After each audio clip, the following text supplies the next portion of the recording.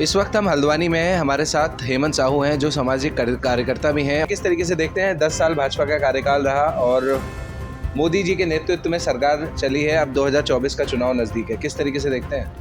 महंगाई, बेरोजगारी सबसे बड़ा मुद्दा है। उस पर ठोस काम नहीं हुए, उस पर कोई ठोस योजना नहीं बनी। जो महिलाएं हैं उनको घर में रोज़गार कैसे मुहैया होगा, उस पर सरकार कोई रणनीति नहीं बना पाई। सरकार को चाहिए कि महिलाओं को, युवाओं को कैसे सशक्त किया जाए, कैसे उनको आसानी से रोज़गार उपलब्ध हो।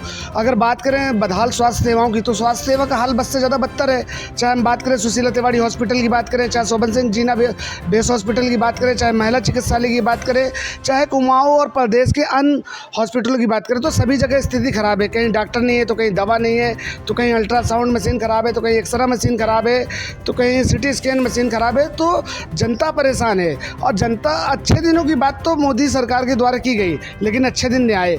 स्थानीय सांसद क्षेत्र में रहे नहीं। अगर सड़कों की बात करें तो सड़कों की हालत बद से ज़्यादा बदतर है। सरकार को चाहिए कि महिलाओं को घर में कैसे रोज़गार मिलेगा, उनके इलाके में कैसे रोज़गार मिलेगा। अगर हम राजपुरा क्षेत्र की बात करें तो यहाँ की ज़्यादातर महिलाएं चूल्हा चौके के लिए जाती हैं। छोटे छोटे पैसे कमाने के लिए उनको दर दर भटकना पड़ता है। तो उस पर सरकार और स्थानीय सांसद का ध्यान नहीं रहा। सांसद महोदय को यहाँ की समस्याओं को ध्यान देना चाहिए। जैसे अगर मैं अपने लोकल क्षेत्र की बात करूँ तो यहाँ पर सीवर लाइन का मुद्दा सबसे बड़ा मुद्दा है। 389 मीटर सीवर लाइन का निर्माण होना बहुत अधिक आवश्यक है और मैंने उसके लिए बहुत प्रयास किया। तो 3,58,00,000 रुपए का बजट तो पास हो गया, लेकिन अभी तक उसमें काम नहीं शुरू हो पाया। तो सरकार और सांसद को इन पर गंभीरता से काम करना चाहिए। जो जनहित के मुद्दे उन पर गंभीरता से बात करनी चाहिए। बदहाल स्वास्थ्य सेवा के लिए बात करनी चाहिए, रोजगार के लिए बात करनी चाहिए। लोगों की शिक्षा की बात करें तो उस पर बेहतर काम नहीं हो पाए। इसलिए कहीं ना कहीं 10 साल का कार्यकाल निराशाजनक रहा है। सरकार, भाजपा सरकार कहती है हमने 1,40,00,000 आयुष्मान भारत योजना की स्कीम हो जाएगी, 5 लाख रुपए तक का इलाज मुफ्त देते हैं। निश्चित तौर पर अगर आयुष्मान योजना की बात की जाए, अगर वो धरातल में लागू हो जाए, जिस तरीके से सरकार घोषणा करती है, जिस तरीके से सरकार दावा करती है, अगर उसका ज़मीनी लेवल पर इम्प्लीमेंट हो जाए तो निश्चित तौर पर वो योजना बहुत अच्छी कारगर साबित होगी।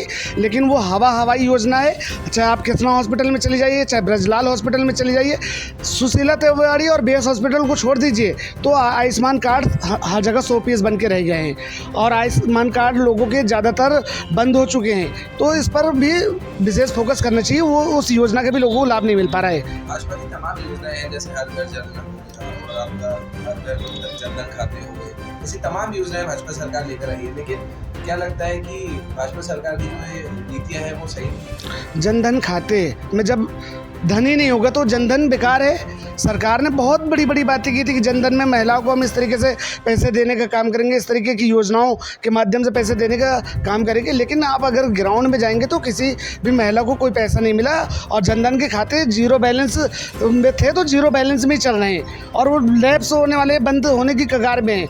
अगर बात करें आयुष्मान की तो मैंने आयुष्मान के बारे में बताया ही आपको। तो जनता परेशान है।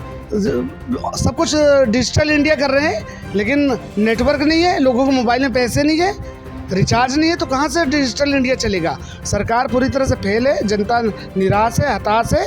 और महंगाई, बेरोजगारी के लिए सरकार, जो भी सरकार बनेगी, चाहे भारतीय जनता पार्टी की सरकार बने, चाहे कांग्रेस की सरकार बने, कांग्रेस ने बहुत बड़ी घोषणाएं की है। निश्चित तौर पर अगर कांग्रेस की सरकार बनेगी तो उन योजनाओं को भी जनता को लाभ मिलेगा।